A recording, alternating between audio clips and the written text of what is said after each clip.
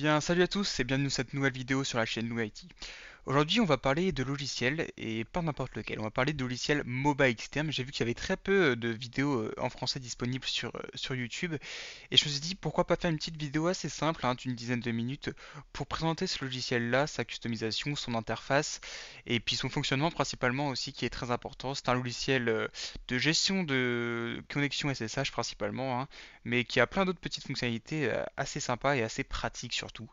Et donc je vais pas m'attarder plus longtemps sur cette introduction, puis on va pouvoir démarrer sans plus tarder la vidéo. Allez, c'est parti. Donc nous voici sur le logiciel MOBA externe.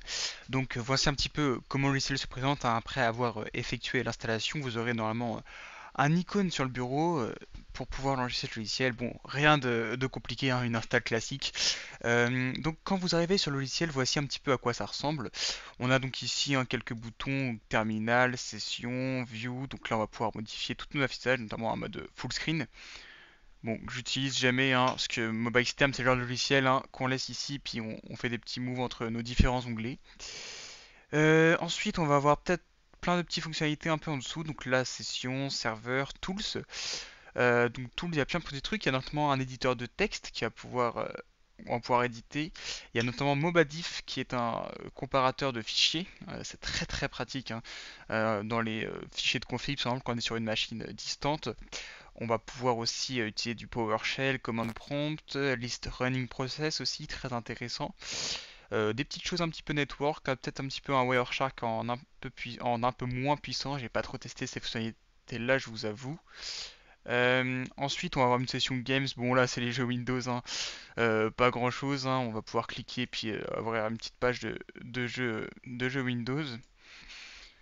Ensuite, on va pouvoir donc personnaliser la vue en affichant des menus ou pas. Donc voilà, tac. Bah nickel, j'ai tout perdu.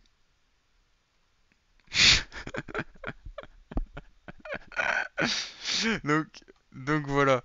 Euh, Ah, j'étais pas mal là. Voilà, superbe. Bon, j'ai pas tout récupéré bizarrement, mais ça fonctionne. Multi-X, tunneling, donc plein de petites solutions. Puis là, la configuration du logiciel. Donc on va pouvoir ici personnaliser nos chemins d'accès, hein, persistent home directory, root directory, défaut text editor programme. Donc on va pouvoir quand même changer cet éditeur de texte, par exemple mettre un autre patch si on est plus à l'aise avec ce logiciel-là. Mais ils en proposent un intégré et ça c'est quand même une bonne fonctionnalité. On va pouvoir gérer quelques raccourcis clavier aussi, hein. Et puis on va aller voir l'onglet terminal, donc là plein de petites choses à tester. Je vais pas trop rentrer dans les détails, si vous avez besoin d'aide, n'hésitez pas à poser des questions en commentaire et à faire aussi vos recherches personnelles. On est là sur une vidéo qui vulgarise assez le logiciel, hein, on va pas aller trop dans le détail. Donc là, pour aller dans l'onglet SSH, donc l'SSH c'est la grosse fonctionnalité de ce logiciel. Il est fait pour les connexions SSH. Donc là, on va pouvoir créer plein de petits paramètres. Display, bon, bah ici, rien de compliqué. On va pouvoir changer l'affichage du logiciel. Bon, évidemment, on reste en dark, mais il y a plein de possibilités. Je me demande s'il n'y a pas aussi la possibilité, à mon avis, d'installer des thèmes. Sûrement, on va pouvoir voir les icônes thèmes aussi. On va pouvoir gérer la transparence, l'intensité de l'obscurité, choses comme ça. Donc voilà, c'est assez intéressant. À la toolbar, donc on va pouvoir sélectionner ce qu'on veut afficher en haut ici. Et un petit paramètre MISC, hein, voilà, un petit peu tout ce qui est divers, si on a besoin de toucher deux, trois trucs. Ok, donc ensuite voici la page d'accueil. Donc là vous allez pouvoir voir vos recent sessions, donc les dernières sessions que vous avez pu ouvrir sur vos machines, et puis créer un start local terminal. Donc là ça peut être utile notamment ça pour installer des plugins, hein. C'est très utile de faire un local terminal puisqu'en fait on est dans, comme on peut le voir ici, slash home slash mobile externe, on est dans l'installation de notre logiciel et on va pouvoir installer en fait des plugins ou différentes choses. Bon, je vais hop me remettre sur ma page d'accueil. Recover previous session, bon, si jamais on a fermé, hop, on va refaire une session d'un coup, c'est pratique. Ensuite, je vous ai ouvert du coup une petite machine là, ma Kali Linux qui est juste là, donc normalement qui est déjà connectée au réseau s'il n'y a pas de souci. Euh, Ensuite là, j'ai créé en fait différents dossiers, donc moi notamment j'utilise l'hyperviseur Proxmox et donc j'ai ici son adresse IP avec le protocole SSH. Alors ça permet notamment de faire mes règles de NAT, NAT Firewall en fait un petit peu. Et donc, je vais aller vous montrer. Bon, on va tester sur le Kali quand même. Et je vais aller en fait créer une session. Donc, par exemple, là, j'ai déjà créé ma session. Je vais faire l'édit de session. On aura à peu près la même interface à la création. Donc, remote host, c'est l'adresse IP qu'on va vouloir utiliser et qu'on va vouloir aller pinguer, attaquer en fait. On va pouvoir de base spécifier le username, bon voilà un petit peu comme chaque logiciel de gestion SSH, on va pouvoir spécifier le port évidemment aussi. Ici, donc ça, on va pouvoir voir tous les protocoles disponibles, donc le Telnet, du RDP aussi, FTP, plein de choses très utiles. Et on va aller dans Advanced SSH Settings, donc là on va pouvoir exécuter plein de petits trucs, donc j'ai pas trop touché encore à ces paramètres là, ça peut être utile évidemment. Terminal Settings, donc Terminal Color Settings, choses comme ça. Bon, ça c'est ce qu'on avait vu un petit peu au début. Et Bookmark Settings, donc on va pouvoir donner un nom à notre session au lieu d'afficher notre adresse IP définie ici. On va pouvoir aussi choisir une icône de session, donc il y en a plein de proposés de base, donc ça c'est assez cool, il y a pas mal de choix qui permettent de les différencier. On va pouvoir aussi en importer ici. Donc voilà, ça va être des petits des PNG si je ne me trompe pas. Donc moi j'ai importé par exemple celui de Kali qui n'est pas disponible dans le logiciel de base. Et je voulais avoir la petite icône Kali. Hop, on va cancel ici. Donc on va pouvoir choisir comment est-ce qu'on start la session, si on le met dans cet onglet-là ou autre part. Donc voilà, tab color, voilà. Et on va même pouvoir créer un desktop shortcut, donc un raccourci sur le bureau, pour aller directement ouvrir cette session-là. Ça peut être utile avec des liens RDP notamment. Donc voilà, après avoir fait ça, on va pouvoir valider, puis on va pouvoir normalement double-cliquer sur notre machine Kali. Ici, évidemment, c'était sûr que ça n'allait pas marcher. Alors, est-ce que ici je suis...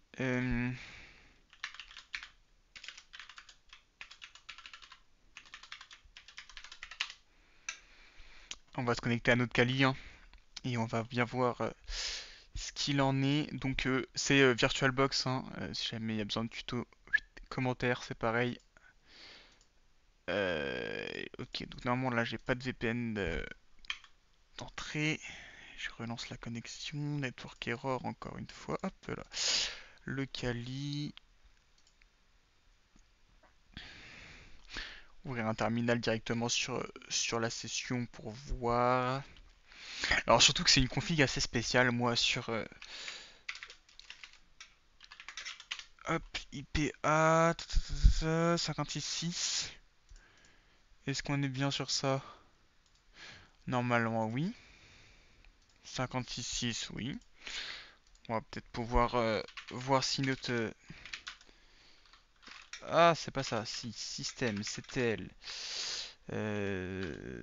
Status SSH. Ah, peut-être ça. Euh, Est-ce que ce serait pas ça? Eh ben oui, si je spécifie pas le nom du service, ça marche moins bien. On s'authentifie, on rappelle le status, il est actif, on va relancer la connexion. Et voilà, bon, on aura pris un peu de temps, c'est pas si grave. Donc, nous voici désormais sur l'interface de connexion à notre machine distance. Donc, on va ici, par exemple, mettre notre nom d'utilisateur. Et donc moi ce que j'ai fait c'est que j'ai enregistré mon mot de passe. Donc ça peut être pas très sécurisé dans une entreprise. Ici on est dans une lab, on peut faire comme ça. Et à l'ouverture de mon mot externe, je peux demander aussi à ce qu'il me demande mon mot de passe. Et qui l'autorise du coup en fait à lancer tous mes fichiers comme ça.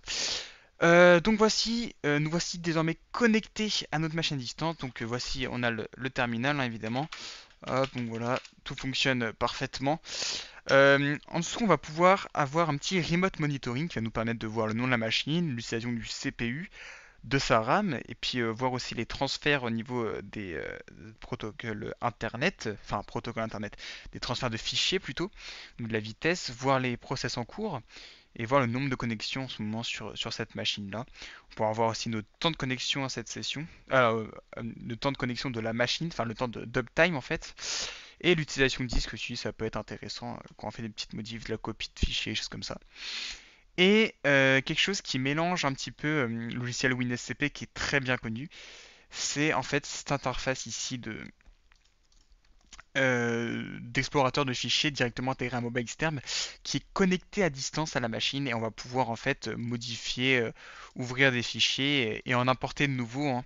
Donc c'est très pratique pour des petites images, des choses comme ça, ou même pour d'autres fichiers, hein, des fichiers de config PHP, des choses comme ça quand on met en place des services web. Principalement, c'est assez pratique. Est-ce que ça remplace WinSCP? Ça peut. Est-ce qu'au niveau de bosser sur ça, quand on fait que du transfert de fichiers, est-ce que c'est mieux de bosser sur ça sur WinCP? Je dirais quand même plus WinSCP qui est un peu plus user-friendly pour ce type de tâche. Et pour cette tâche-là, on est vraiment sur du terminal, hein, du pur et dur, qui est assez agréable quand même, hein, il faut le dire. Donc voilà, on va pouvoir importer des petits fichiers, des petits dossiers, donc c'est assez pratique. Et puis là, on est sur notre machine à distance. Donc voilà, pas de souci. On a accès. Donc je vais quand même vous montrer. Alors, est-ce que j'aurais pas. J'ai peut-être essayé de créer. Hmm,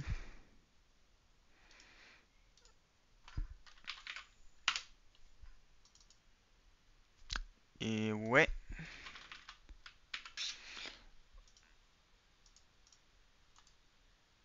un document texte. Alors, est-ce que là normalement on l'aurait?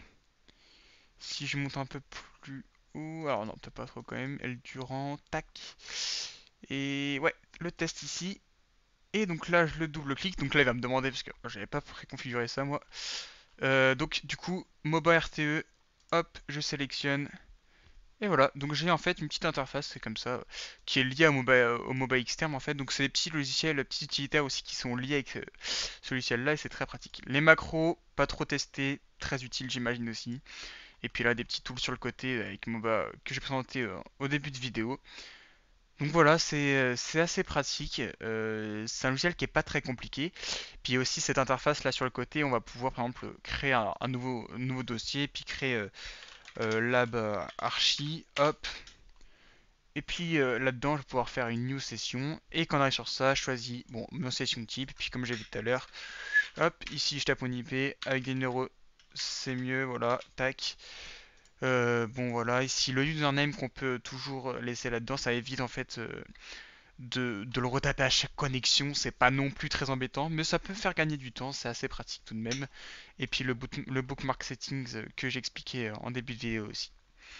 Donc voilà, c'est un logiciel assez simple, c'est une vidéo qui est pas non plus très détaillée, hein. On reste sur de la vulgarisation, de la présentation globale du logiciel pour vous donner vous envie d'y accéder, enfin d'y accéder, de l'utiliser plutôt et de pouvoir. Donc évidemment, c'est un logiciel gratuit, hein. Il y a une option payante. En gratuit, il est très puissant déjà. Avant de passer sur l'option payante, il y a une limitation sur la version gratuite qui marque un peu. Mais on s'en rend pas compte, on est limité à une douzaine de sessions SSH ouvertes en même temps. Donc c'est les sessions, les onglets qu'on a ici en fait. Alors ça, je sais pas si ça va compter, mais je pense que oui quand même. Enfin, le nombre de sessions qu'on ouvre ici. Est-ce qu'on a besoin de 12 sessions SSH ouvertes en même temps? Est-ce que dans une grande entreprise, oui, et ben vous avez les moyens de, dans ces cas-là, payer la licence, j'imagine. Et autrement, je pense que pour du lab perso, pour des petites entreprises, c'est très très utile et un utilitaire très très sympa. Donc voilà, si vous avez des questions sur ce logiciel et sur la vidéo globalement, n'hésitez pas à m'en faire part dans les commentaires, j'y répondrai avec plaisir et puis j'essaierai peut-être de faire des parties 2 pour détailler un peu plus certaines fonctionnalités, notamment une fonctionnalité, hein, de package, alors qu'on peut voir ici. Alors est-ce que c'est ça que je vais montrer? Non, c'était pas ça que je voulais montrer, c'était pas les packages, c'était les plugins. Alors est-ce que ça s'appelle package sur ça? MOBA APT, ça doit être à peu près pareil. Et ça doit nous permettre d'installer en fait des petits packages, c'est assez cool. On a ça, normalement vous avez vu ça sur la petite présentation de la page web du logiciel en début de vidéo. Donc voilà pour le logiciel MOBA externe et la connexion SSH à distance. Donc voilà. Donc on va pouvoir se laisser là, n'hésitez pas à liker la vidéo si vous avez aimé ça. Merci beaucoup de votre soutien. Et puis moi je vous dis à la prochaine fois pour une nouvelle vidéo. Allez, ciao!